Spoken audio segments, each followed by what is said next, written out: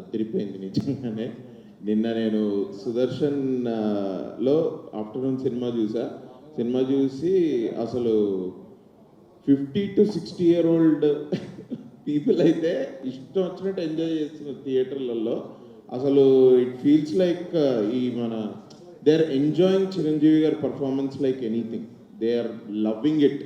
నా ముందు నేను ఒక 10 మంది ఫ్రెండ్స్ తోటి వెళ్ళాను. నా ముందు ఒక I think around 50 to 60 years ఉండొచ్చు.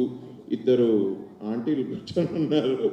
ఈ డైలాగ్ ఎప్పుడు వస్తే అప్పుడు ఏంటది, మందుపానీయం మహదానందం మనోధైర్యం దాదన్ అంటే వాళ్ళిద్దరూ ఇష్టం వచ్చినట్టు నవ్వుతున్నారు ఆ డైలాగ్కి.